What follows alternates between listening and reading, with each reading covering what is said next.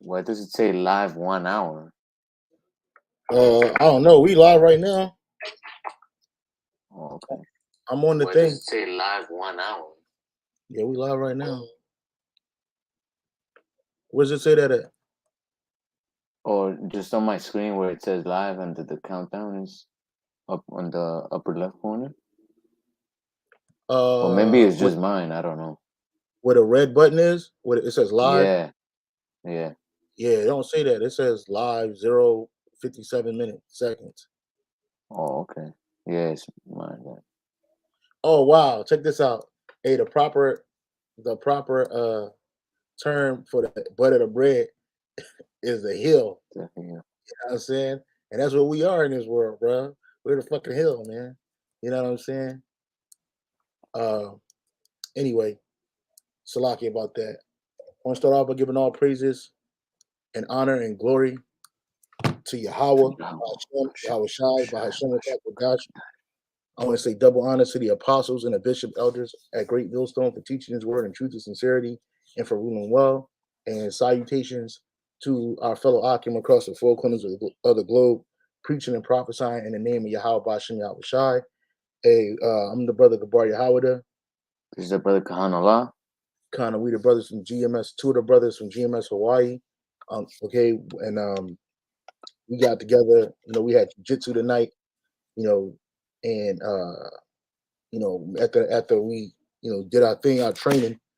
You know, I had mentioned to the priest that we should do a video tonight in regards to um, Israel and Judah being oppressed together. Okay, and this is titled, this lesson is happily entitled "We Are the Butt of the Bread," and this was from a conversation I had with Elder Moatazat from LA earlier today, and we were talking about just how Jake is in a bad way down here, man. And it's things in this world that the average Jake, the average Israelite, so-called Negro, Latino, Native American will never be able to do. And what inspired that conversation was I was watching a video of this Edomite. She's like 16 years old, and she got a pilot's license. You know what I'm saying? She get to fly planes. 16 years old. You know, her parents got money. You got to have money. That shit is expensive. It's not super cheap. You know, and when we 16 years old, a lot of us are getting ready to get put out of our houses in the next 2 years. You know, we got to basically fend for ourselves. You know, we have no inheritance down here. And it's not just so-called black people that suffer from this. So-called Latino and Native Americans go through the same thing day in and day out, which shows that we're the Israelites. Can you get Jeremiah 50 and 33? And share your screen, brother.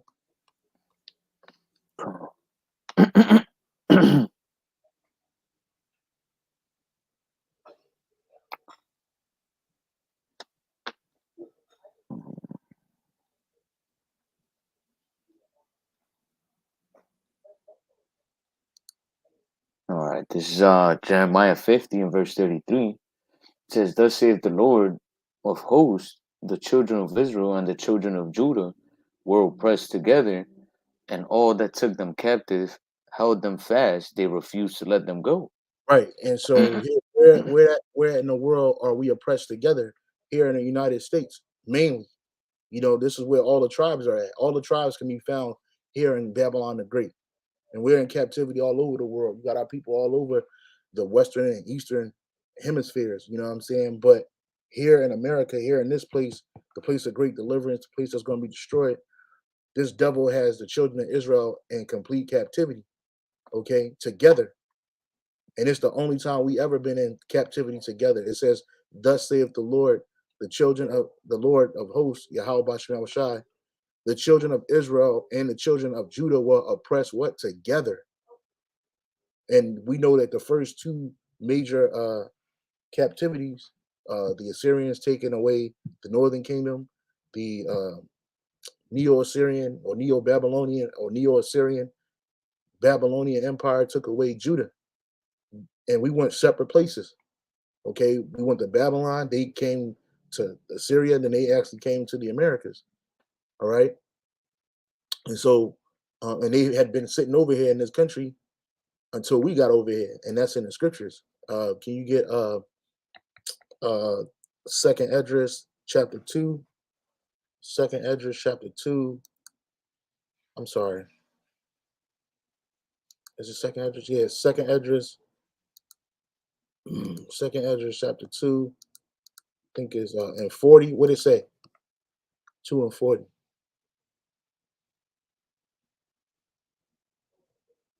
No, that's not it. 3. Let me see. Just bear with me, brother. Just bear with me. Second Esdras.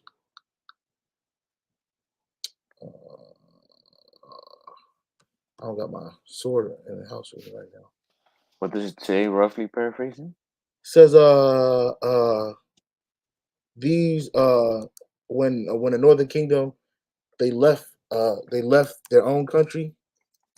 They left their own country. They said they would keep the laws that they did not keep in their own country. It speaks Second about Esdras 13. yeah, Second Esdras 13. The water, brother. Yeah, 13 and 40. You're almost there. This is Second Esdras 13 and verse 40. Click on it so you can make it bigger. Yeah. Yeah.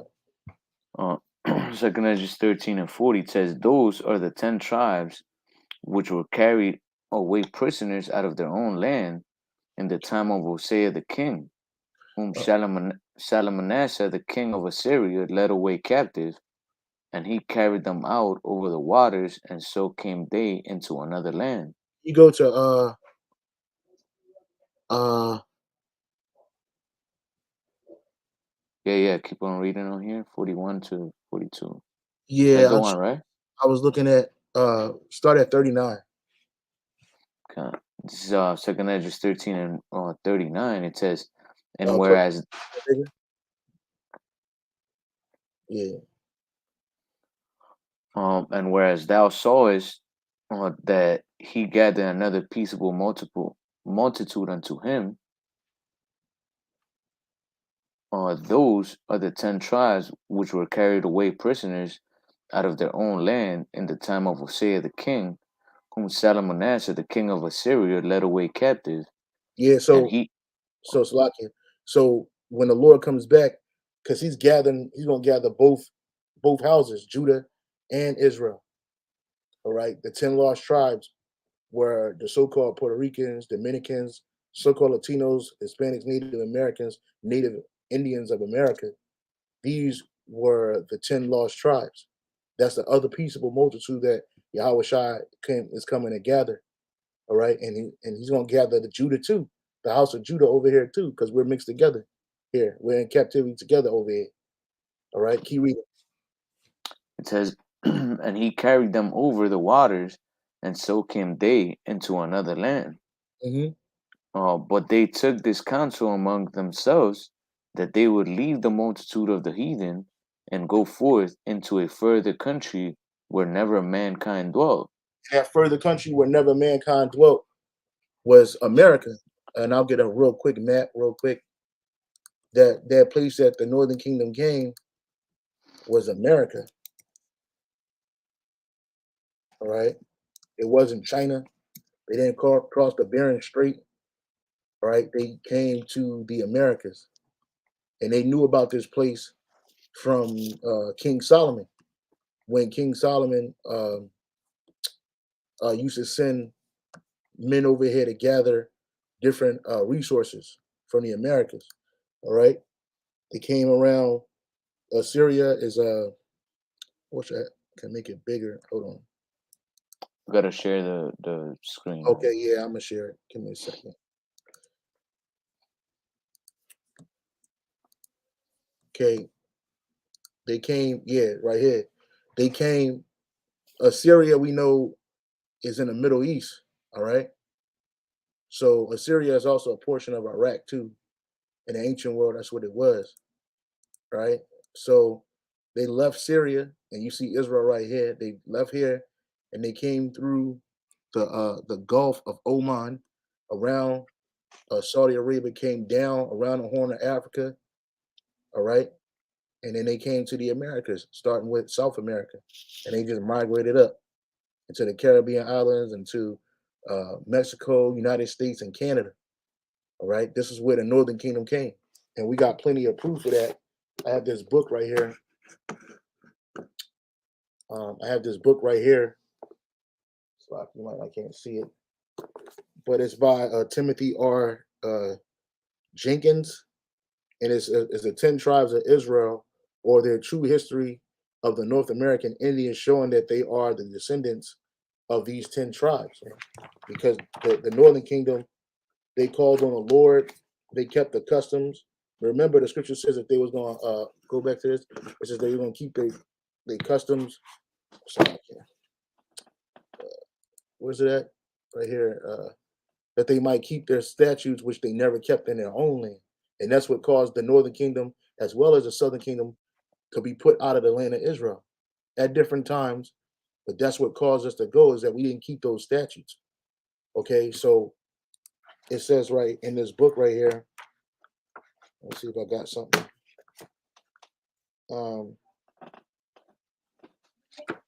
Just bear with me.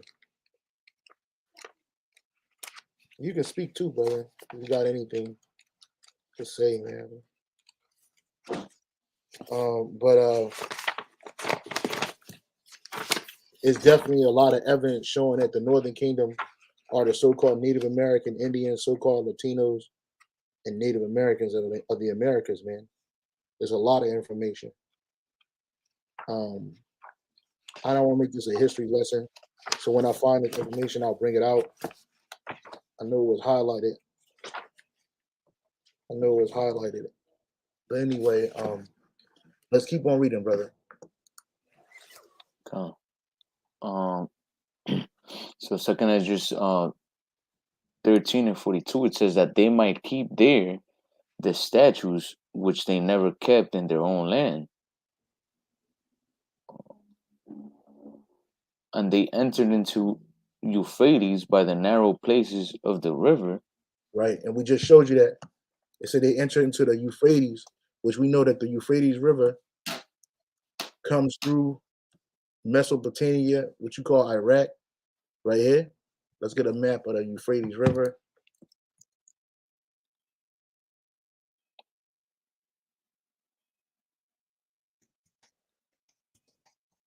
Okay. That's how we know. That's how we know that this is where they came. Let me see. This is good right here. This is Euphrates River, and you see Syria right here, and you see Iraq right here, Turkey. So it starts. The Euphrates River starts in Turkey, and it comes through Syria, and it goes through Iraq, and it empties out in the Gulf of Oman and Kuwait. All right, right here, straight through this country, and this is where they came. Go, keep reading. It says, "For the Most High then shows signs for them, and held still the flood till they were passed over."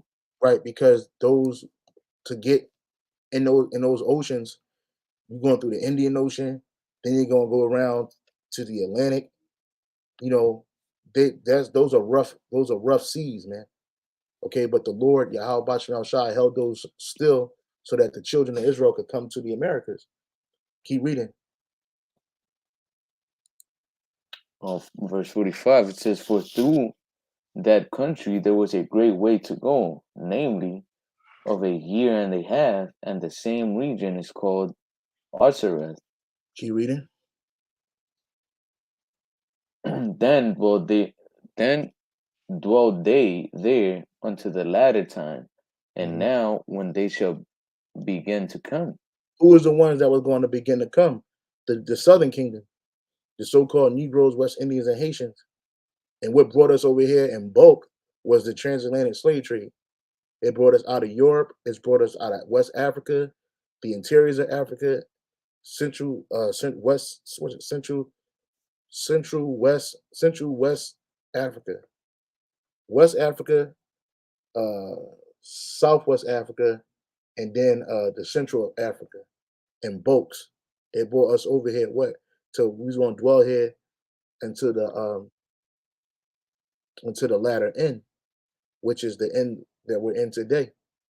All right. And now that we're here together, we've been nothing but oppressed here in this country. When you talk about the experience of the so-called Negro, Native American, Hispanics, it's been nothing but oppression. And like the title says, we are the butt of the bread. Now, um, this is the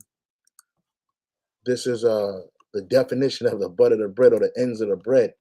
It says the proper term is in fact the heel, according to the Cambridge Dictionary. Some may call it just a piece or the butt, and which we know the butt is the last thing, is the tail. When going with the true informality, some Redditors even refer to them as the crust, a double whammy for both the outside of each slice and the end of the loaf itself. And me and the brother Kahan was speaking about it. Like nobody likes this. Like if you got to make a sandwich out the butt of the bread, it's not even. It don't even fucking cover the meat, and it's not good. And it always gets tossed out. Well, that's the experience of the so-called Negroes in America. You know, that's the experience. They call it bread, the bread's butt. Get Deuteronomy chapter 28, verse uh verse start at 43. Deuteronomy 28 and verse 43. It says, "The stranger that is within thee shall get up above thee very high, and Mhm. thou shalt come down very low. He shall lend to thee, and thou shalt not lend to him. He shall be the head, and thou shalt be the tail." Yeah, he shall be the head, and thou shalt be the tail. And that's why, going back to that conversation I was having with Elder Muatazar, these Edomites, first of all, this is their world. You know, they get to do these things that we would only, some of us don't even dream about. But it's like an imagination thing for us. But they get to do it because this is their world. But in the world of the heathen, we are the what? We are the tail, and they're the head. And that goes from the curses that was levied on us. The scripture says that I'll go up to verse 15. Verse 15, it says, "But it shall come to pass, if thou wilt not hearken unto the voice of Yahweh thy power, to observe, to do all his commandments and his statutes which I command thee this day, that all these curses shall come upon thee and overtake thee." And that's right. That's one of the curses, that we're the tail and not the head. When the Lord created us to be the head. Go up to verse 13. Verse 13, it says, "And the Lord shall make thee the head and not the tail." Oh, Start and, at so- start at 9. oh no. Deuteronomy 28 and 9, it says, "The Lord shall establish thee an holy people unto himself, as he hath That's what sworn unto thee." that's what we're supposed to be. But we broke that covenant, we broke the agreement, and now we're not looked at as a holy people, separate unto the most high. We're just looked at as like we're just every other heathen. But we don't have the same experiences here as these other heathen nations, man. We don't have the same quality of life, you know. You look at these other nations, they come over here to this country and any other place and they thrive. And in order for our people to thrive here, you just got to be wicked. You got to be with Esau, his agenda. You got to be on the side of the enemy. Go ahead, brother. It says, "The Lord shall establish thee a holy people unto himself, as he hath sworn unto thee, if thou shalt keep the commandments of the Lord Yahweh thy power, and walk in his ways." Keep Oh, reading. And all the people of the earth shall see that thou art called by the name of Yahweh, and they shall be afraid of thee. Yeah, which they're not afraid of us now. That's why they kill us, destroy us, they oppress us. They oppress us with impunity. It don't matter to them. But then in the same breath, they'll say that we're all the same people. We need to work together. They speak against hate. They claim to speak against hate.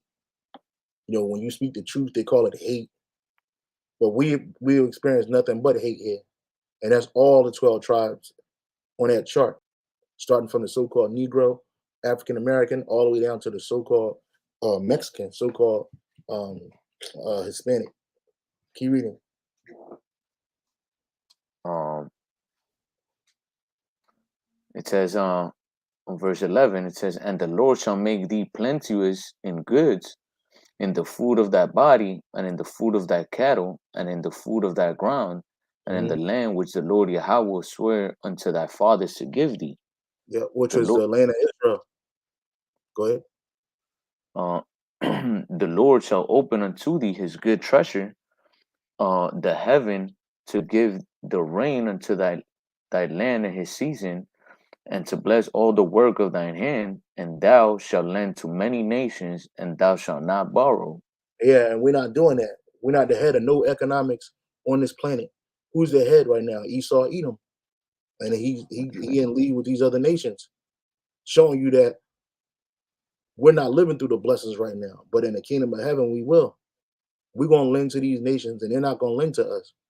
We're gonna press our get I'll get it. Keep reading, bro. Um, I don't know if you know this. I forget this dude's name. He's like a well, I don't know if he's a psychologist, so I don't know, but he's a like a small hatter, and he gets hired to like speak to to colleges and whatever, to college students and whatnot.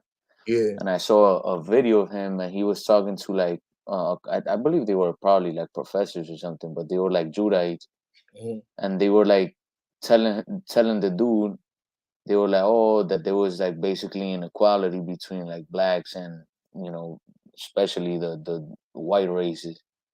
And then the dude was basically blaming uh the the condition of the majority of our people are in on our people, which yeah, it is to an extent, but also Esau has been systematically creating these environments for our people, man, and ultimately that's the hand of the Lord. you know so as we're reading through these curses, yeah, there's some jakes that do have money, that do well in this side, but majority of our people are in poverty, man. And those that do make it, so-called make it on this side, they're doing it through what? Through wickedness, man. Uh, Idol worshiping, chiefly idol worshiping, because Jake that has money and it became something is because of the love of they have for money. They have this ambition for money, and they're like, oh, I'm gonna do whatever it takes to get this bag, whether it's becoming a doctor or becoming a rapper, a football player, whatever it is, man. And to them, in their mind, is like, fuck everything else. I gotta get this money, which yeah, that's the love of money. and that's the root of evil. So I That's typed this right. up while the brother was speaking about this. It says, I typed in, how did so many U.S. cities become ghettos?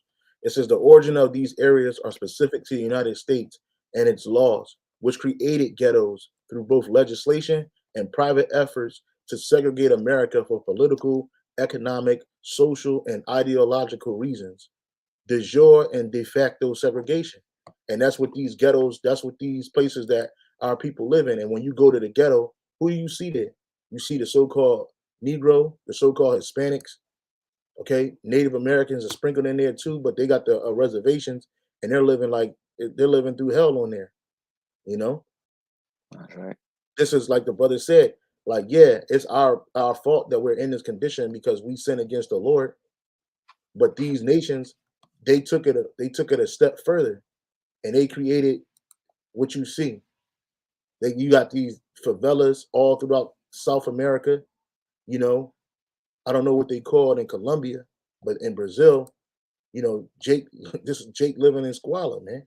Jake living in squalor in America, wherever our people are at, and that's a sign. The scripture says that these curses will be a sign and a wonder on us, man.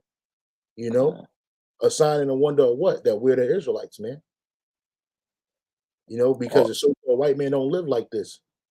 The so-called white man don't live in the conditions of squalor and destitution and disenfranchisement. They don't live in a red line areas. And if they do, it's only because they're poor. But they still have that Edomite supremacy to fall back on if they clean themselves up. But our people, we don't have that.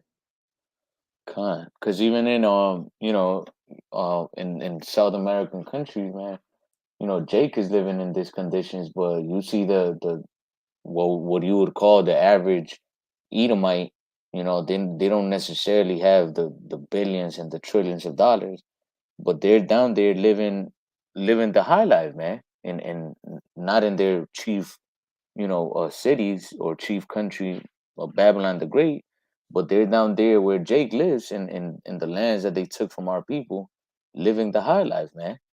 Because you see all those favelas, the ghettos in Colombia, they're called comunas, and you see the only people that live there is Jake. But then, right a couple of blocks away from these places, man, you see these predominantly, Edomite, whether they Spaniard or Portuguese or French, uh, Edomites living really good, man. Don't think that brothers. I don't know if brothers and sisters know, but in South American countries, there's people that are living the fucking high life, and a lot of them, or majority of them, are Edomites, man.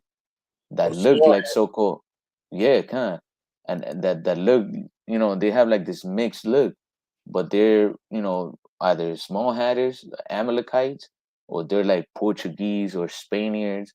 A lot of people like to mix Spaniards, people from Spain, with Latin American people. And if you ask a Spaniard if we're the same people, they'll be like, hell fucking no.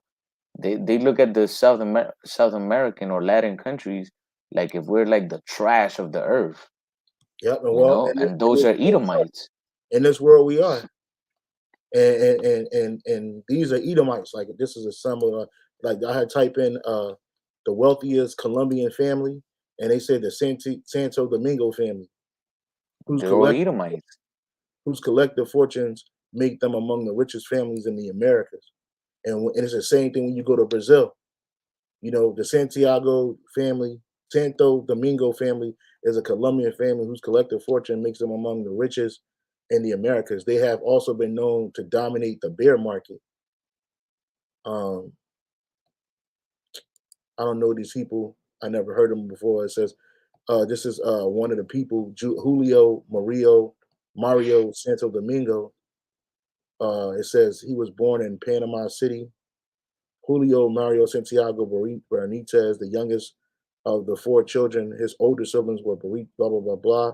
His father was a banker, described as austere and disciplined, who made fortune buying companies weakened during the Great Depression.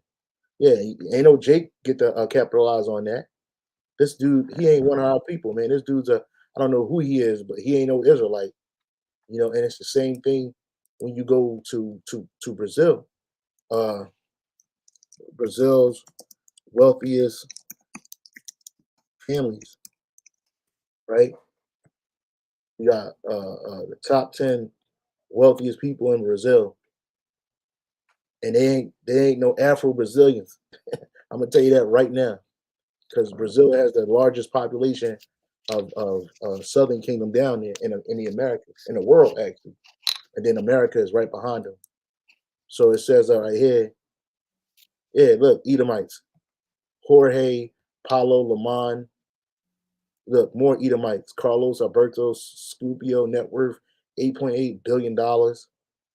These are not real Brazilians. These are Edomites that fell into that nation, and they got wealthy, and they do the shit all over the world. And they set up, traps and snares for our people, man. All that whole gang violence, the drug, the whole drug ordeal, all that stuff is orchestrated by Esau, man. And since they took all the resources of the country, destroyed the countries through economic hitmans, they basically give no option to our people but to be criminals and you know act like fools, man. Because ultimately they don't have Yahweh Shemel Shai with them. I had found that video that I was telling you about this Amalekite dude You want to try to play going. it? Yeah, kind. I'm gonna share it real quick.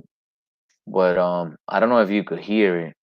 We'll Let me see just pass you the link. the link.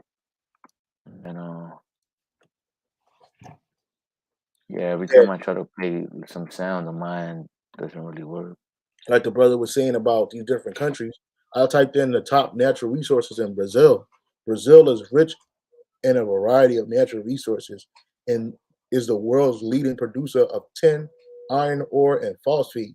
It has the large deposits of diamonds, manganese, chromium, copper, bauxite, and many other minerals, man. But the ones who you call Brazilians in America, they don't get to and partake in any of that. They don't get to partake in any of that. Okay, I'm gonna play this real quick. Just bear with me, brother. Just a video, right? Yeah. Okay.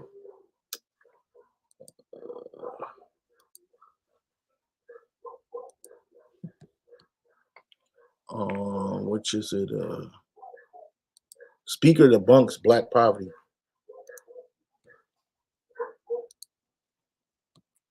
Oh yeah, I know this dude. Yeah, I forget this dude's name. Oh yeah, Ben Shapiro. He's a fucking demon. White family worth, in terms of financial worth, is 69 times more than that of black families. Given this disparity, how can you argue that racism is not a driving factor in income inequality? Because it has nothing to do with race and everything to do with culture. And when you have a culture that doesn't, and when you know what? Explain to me. You explain to me why black kids aren't graduating high school. Explain that one to me. Explain to me why black kids are shooting each other in rates significantly higher than whites are shooting each other. Explain to me why 13% of the population is responsible for 50% of the murder. Explain to me why the number of black kids in prison, not for innocent reasons, not for walking down the street and getting pulled into a prison, is so high. Explain, if it has nothing to do with culture, explain to me why the single motherhood rate in the black community jumped from 20% to 70% in the same course of time that the civil rights movement has made such tremendous strides. Is America more racist now than it was in 1960? And if it is, please explain to me how that happened. Yeah, and that's what Esau do. He'll shift the blame. But this nigga created a system of Edomite supremacy. He created the condition. Get Isaiah 47, where it says, I was rough. I was a little displeased with my people, but you helped forward their affliction, because that's what you devils did, and then you'll blame it on our people. Now, the reason why this is happening is because of the curses. That's the first thing. All right, it's the curses. All right, before you get to talking about how Esau manufactured this system of Edomite supremacy, so-called white supremacy, which put our people on a bottom, they really come from the curses. The reason why you got single parent households, mainly with mothers ruling the house, because of the curses, as well as the fact that Esau helped further that affliction. Is this it right here? Around 1 and 15? Was that it? Oh yeah, that was it. Yeah, that was it. So I said Isaiah 47. I could have swore it was in Isaiah 47. Well, go ahead and read it, bro. This Zechariah 1 and 15. It says, "And I am very sore displeased with the heathen that are at ease, for I was but a little displeased, and they helped forward the affliction." Yeah, that small hat, he act like Jake just out here just being wild animals, for no reason. That shit was taught to Jake. Like people act like what do you call it? Integration and the whole civil rights movement, like that was strides for Jake in America, and it wasn't. That was a manipulation. Like Lyndon Baines Johnson said, we want to give him LBJ quote. Was strides for Esau to cover up the hate with politics and not such a wild form of racism, man. Because Yeah, ultimately those people that were slave owners that had hundreds of slaves, what they end up becoming, corporate owners, or world powers basically now. All the governors, those are the people that were enslaving Jake, man. But since they couldn't do it open anymore, they would just said, you know what, let's just create this system that is going to benefit us and keep these people in oppression. Because till this day, Jake is the workforce of this country, man. yep.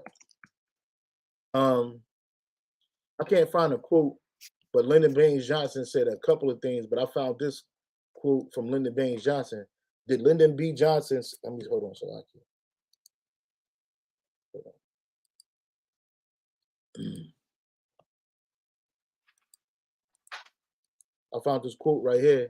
Did Lyndon B. Johnson say this about the lowest white man is the best colored man, and the best colored man? Lyndon Baines Johnson, who grew up in the South and understood the politics of racism, right? And this is stuff was steeped in the time where racism was completely over, meaning that it was out there in front of you. So it was inside of politics. It was outside of all of that. You could see it.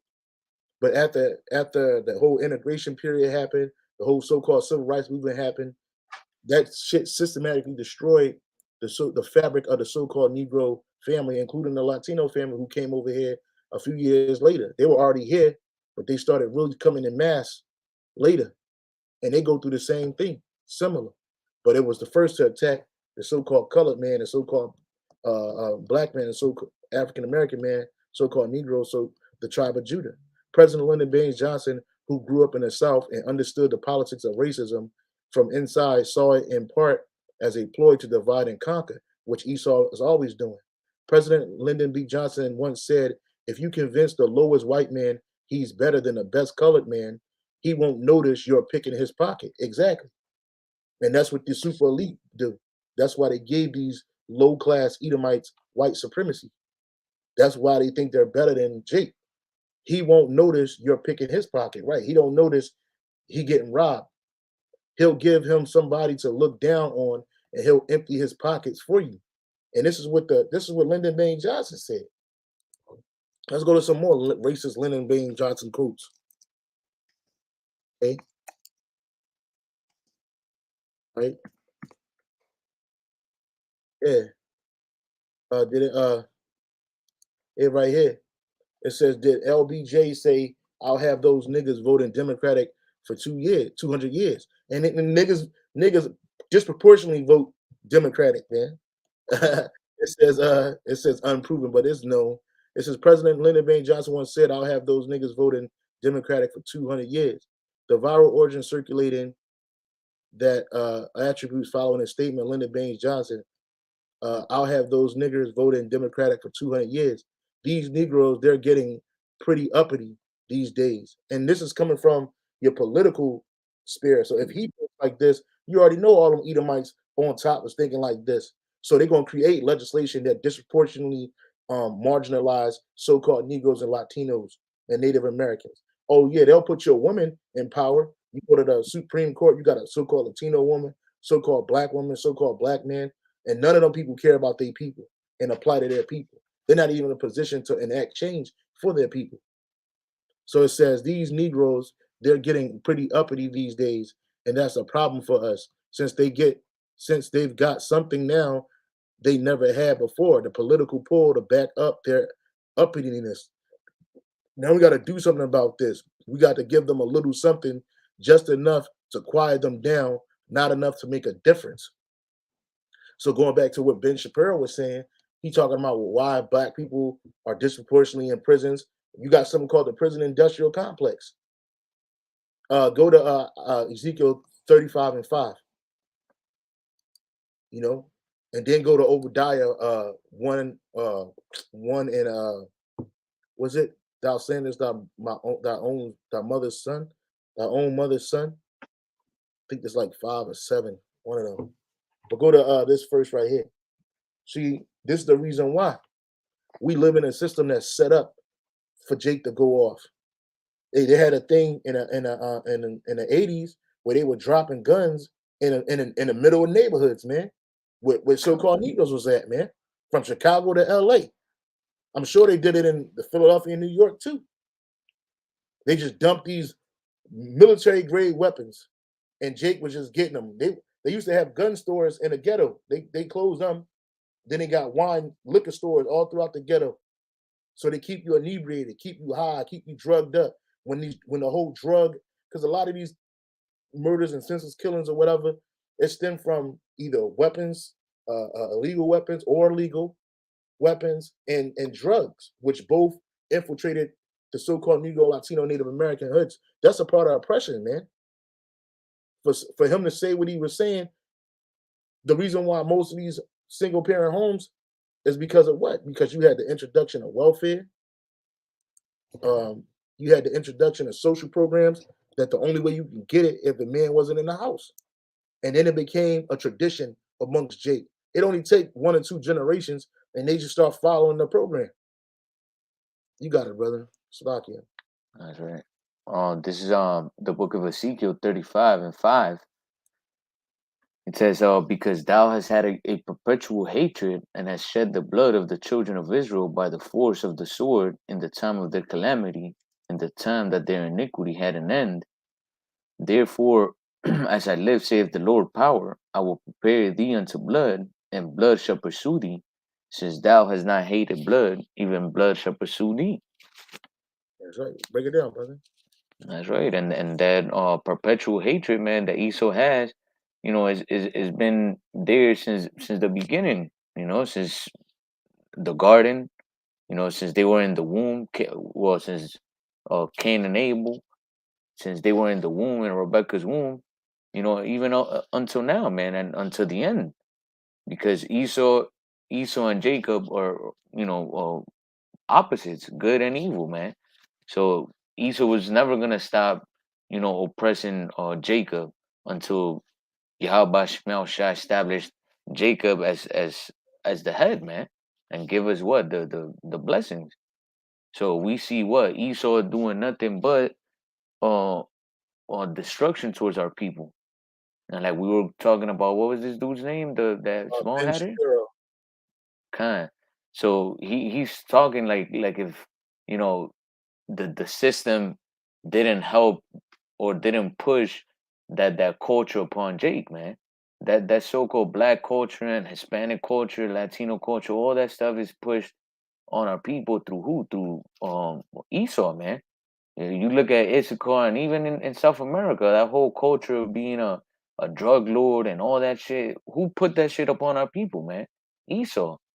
He went down there, taught our people how to make drugs, and then what? The Latinos came up here to the Americas and gave those drugs to who? To Judah, and then Judah did that to his own people, man. Destroying each other. Why? Because Esau put it upon us, man. The whole music industry. What does it teach our people? You don't ever see Esau pushing small hatters, that type of music, man. But our people, the ones that sing about killing each other and selling drugs to each other, those are the ones that get paid millions and millions of dollars, man. To what? To corrupt the minds of our people, man. So this dude sits there and says that it's our fault. It's a cultural thing. Like, nah, man. First and foremost, through the spirit, like you mentioned earlier, it's because of the curses that were in the state. But also Esau and the heathens helped further the affliction, man, by destroying us, completely, man. First through chattel slavery, the colonization of the Americas, they physically destroyed our people, but now Esau is doing it through the minds, and then our people are destroying themselves. Yeah, they on autopilot when it comes to self-destruction. You know what I'm saying? Yeah. But again, and he talks about culture, but the culture that our people have here was fabricated. It was created by the white man. Even the culture that you got in the South America, they the ones that push that spirit of total destruction, man. And there's much evidence in that. But that Edomite, he's on a fucking panel with a bunch of jakes that don't know no better. I wouldn't even go back and forth with them people. Because, but what I would say to that small hat was, you talk all of this stuff about our people being low, and you even proved it through your speech. Well, guess what else proves it? The Bible. Because if you're if the small hat was the so-called Jew, the real Jew of the Bible, he would be going through those. He would be going through these things, and you wouldn't be going through it for a moment. Like, it wouldn't be no 4 or 5 year period in a world where you just go through this shit. Nah, you be going through this until the Messiah come back. You know, Right. but they don't talk about that. See, the so-called Jew is overly represented in world politics and power and economics, and they'll say that's because their culture. They're brought up to save money and penny pinch and do this and work with each other, like they in some kumbaya moment shit, and it's all bullshit. I had looked this up right here on Wikipedia, and it says economic theories on why, the so-called, I'm talking about the so-called black family, but the so-called Latino families going through this too, especially the Native Americans. They're going through this. They're disproportionately jacked up too. It says there are several hypotheses, both social and economic, explaining the persistence of the current African American family structure. Some researchers theorize that the low economic status of the newly freed slaves in 1850 led to the current family structure for African Americans. These researchers suggest that extreme poverty has increased the destabilization of African American families, while others point to a high female labor participation. And that's true. Few job opportunities for black males and small differences between wages for men and women that have decreased marriage stability for black families. It says another economic theory dates back to the 1950s and early 60s, and this is during the civil rights era. The creation of the man in the house rule. This restriction two-parent household from receiving government benefits, which made many black fathers move out to be able to receive help to support their families. These rules were later abolished when the Supreme Court ruled against these exclusions in the case of King versus Smith. Economic status has proved to not always negatively affect single parent homes. However, rather, in the 1880 census, there was a positive relationship between the number of black single parent homes and per capita county wealth. Moreover, illiterate young mothers in the 1880s were less likely to reside in a home with a spouse than illiterate mothers. Suggest the economic factors following slavery alone cannot account for the family style seen by African Americans, since blacks who were illiterate and lived in the worst neighborhoods were the most likely to live in a two-parent home. Well, we had two-parent homes because Jake tried to keep the family together. But when you had Esau putting his hand in there, fucking shit up, that's where you get it at. That's where you get it at. It says right here, the decline of the black marriages. The rate of African American marriages is consistently lower than white American and is declining. These trends are so pervasive that families who are married are considered a minority family structure for blacks. In the 1970s, 64% of adult African Americans were married. This rate was cut in half by 2004 when it was 32%. It says 2004, 45% of African Americans had never been married, compared to only 25% of white Americans. It says studies found that the average age of a marriage for a black woman with a high school degree was 21.8 years compared to 20.8 years for a white woman. Yeah. And then you got the rising divorce rates, and Esau pushes that. You got black male incarceration and mortality, Jake dying at a young age, getting locked up. Look who's on this list that's high numbers. First, you got Judah, the northern kingdom, then you got Israel, man, the southern kingdom. Hispanics, 2,000, blacks, 5,000. These are prisoners, man. you know? And you can thank the so-called white man for that. It ain't like the so-called white man is smarter, kinder, gentler, more responsible. No. It's just that the system don't convict him the way it convicts us. We are the face of poverty in this place. It's the reason why we the butt of the bread out here. You see Jake That's right. living like this, man. You see Jake fucked up in the in the favelas and shit. You know, Jake jacked up living in this squalor, living in squalor, but making it. You know, they still living. They still every day is a struggle, but Jake making it somehow, some way. You know, and they That's like right. it that way. You Edomites like it that way. This is Isaiah 14, Isaiah 14 and 1. And it's like, you know, you had the World Cup in Brazil. I don't remember a couple of years ago, Mm-hmm. and when people were flying to the to Brazil, to the city, I don't remember if it was Rio de Janeiro or Brasilia, which was it was Rio, yeah. And that they made that wall to cover the favelas and shit, so that the tourists didn't see basically the ugly side of Brazil, man. Yeah, And where Jake, and guess where all that money from the World Cup went to? To all those Edomite families or corporation owners, because yep. the World Cup brings billions of dollars, man. And you didn't see none of that money go to Jake out there. It wasn't just the World Cup; it was the Olympics. It was the Olympics that Oh yeah, the Olympics it was too. Yeah, Olympics, yeah, and yeah. Yeah, kind. yeah, and like the brother said, like they capitalized that. That shit didn't go to the people.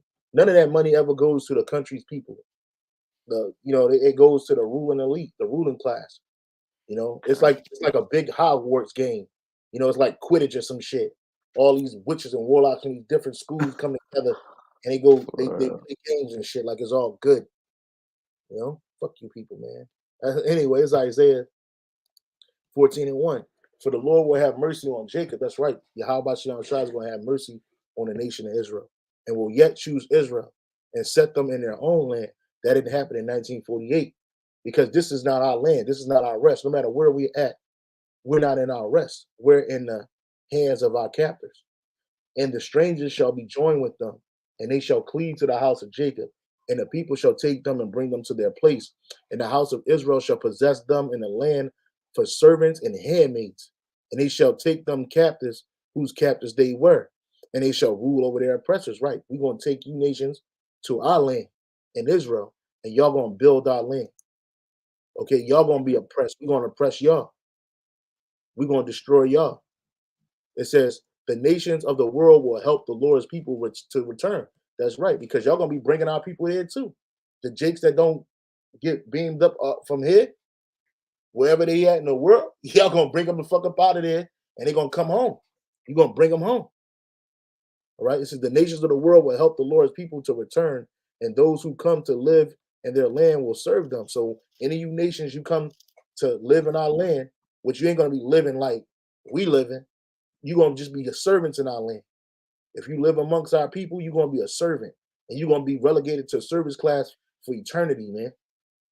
We ain't going to oppress you for eternity, but you're going to be a servant. You'll never reach the height of an Israelite. Those who capture Israel will themselves be captured. Go to get Jeremiah, what is it? Jeremiah, I want to say 30 and 16. It says the nations of the world will help the Lord's people to return, and those who come to live in their land will serve them. Those who capture Israel will themselves be captured, and Israel will rule over its enemies, man. And our enemies are you other nations, starting with the nation of Edom. All right? We're going to rule over y'all. We're going to oppress y'all. The same way you oppressed us, we're going to oppress y'all. You know? And trust me, it's going to be a whole lot more harsher than what you did to us, man. But in righteousness, man. It says that word for oppressors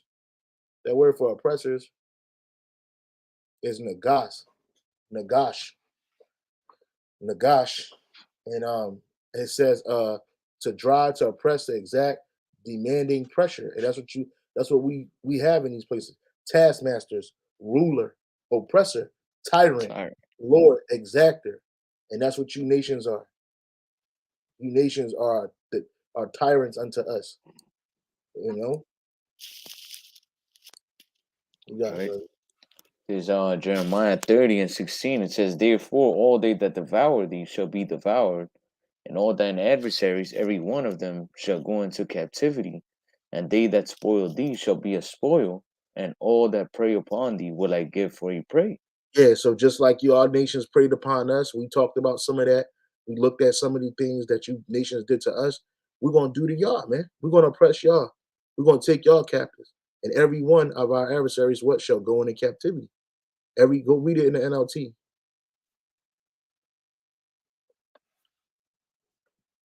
This is Jeremiah 30:16 in the NLT. It says, oh, It's on the bottom. NLT, it says, "But all who devour you will be devoured, You nations devoured us. We're gonna devour y'all. Go ahead. and all your enemies will be sent into exile." Just like All we were sent into exile because y'all nations don't belong in Israel. So guess what? Y'all gonna be over there fixing our land up for 1,000 long years before you get your land back. All right, y'all gonna be a nation. Y'all gonna be nations in exile. Y'all gonna be on them other planets, building up our establishments out there on these other planets. I don't know how you're gonna get there. Don't care, but you're gonna be there. You're gonna work. You're gonna clean them floors. You're gonna build them cities. You're gonna build them walls, man. Just like we did, and we're gonna oppress you, man. Okay, don't think that this 1,000 years, 1,000 long. Look how soon you forget the past in 500 years, man. How long? How much more? 1,000 years, and it may not even be 1,000 years to the T. It might be 100 years up to the Lord, up to what Yahweh Shem Shai want, man. But it's still gonna be right, considered 1,000 years. It ain't gonna be no shorter than 1,000. You can guarantee that, and it's gonna be slow. It's gonna be super slow, man. that's right, You're just not gonna know what it's like to live in a palace. You're not gonna know what it's like to traverse the world in leisure. You're not gonna know that anymore. You ain't gonna be flying in the air in airplanes and shit. You're gonna see us in chariots, like the chariots behind the priests. We're gonna be flying in things like that, man. Our children, our 16-year-olds, they're gonna be grown men. At 16, you grown. You know what I'm saying? At 16, shit, at 12, you grown. You know what I'm saying? By the time you 16, you're gonna have established a family. You know what I'm saying? You're gonna establish a wealth and inheritance, man. That's what our kids gonna have, man.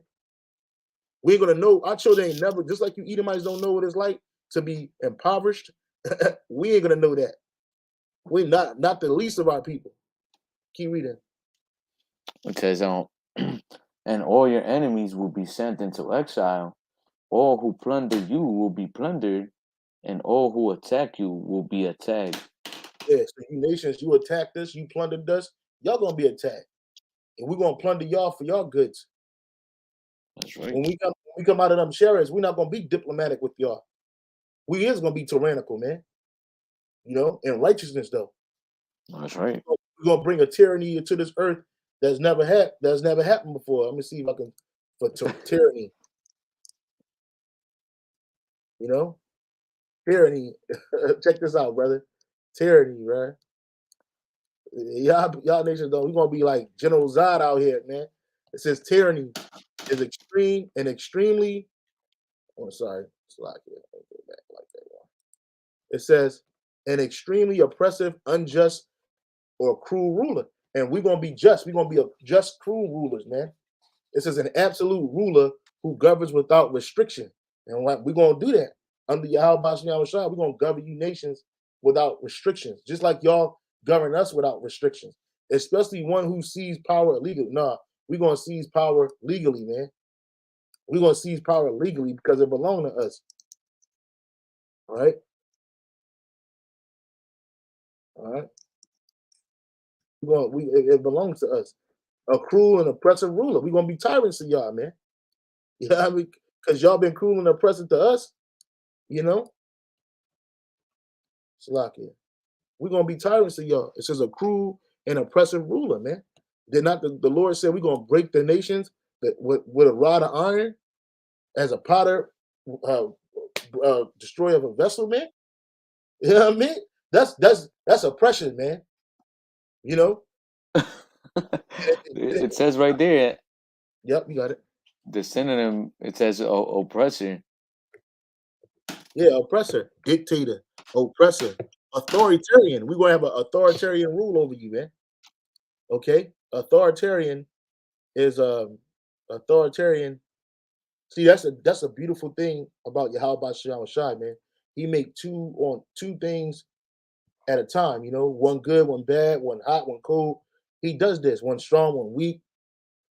You know, there's always the other side. And Esau, he's been trying to hide it from the other side. Authoritarian, favoring or enforcing strict obedience, and that's what's going to happen in the kingdom of heaven. There's going to be strict obedience, man. That's Strict. right. Yeah, if you go off anything, you're going to be dealt with severely, man. It says favoring or enforcing strict obedience to authority, especially that of the government. And the government coming from Jerusalem going to be harsh on you nations, man, at the expense of personal freedom. And you ain't going to have no personal freedom. That's what you nations got right now. But we don't have personal freedom. It That's says right. showing a lack or concern for the wishes or opinions of others. The same thing you nations have for us. Y'all don't care about our opinions. Y'all don't care about our wishes. Y'all don't care about our demands. Y'all don't care about anything, man. It's going to be it says domineering, dictatorial, man. That's what we're going to be. We're going to be some real dictators, man. That's It right. says a typical ruler with total power. And we're going to have total power, man. True power. We're going to have that over you nations, man. You got anything, brother? Kind of. That was pretty much it. I was looking at other words that came underneath that, but yeah, that's Yeah. hey, it's gonna be just what your nation, especially Esau, did to our people, man. You're gonna have to suffer double, man. Like the scriptures say, give unto her double. Yeah. That's right, man. So he closes out, brother. Wait, so with that, Akim and Akwad, we hope the lesson was edifying. Again, all praises, honor, and glory going to Yahweh, by Hashem Yahushua, by Hashem Kakadash. Double honors to the apostles and others, a great milestone for teaching truth and for ruling well. And peace, salutation to all you Akim out there pushing and defending his gospel throughout the four corners of the earth, as well as to the believers anyhow, by Hashem Yahushua, the man as well as the woman. Hey, shalom, till next time. Shalom.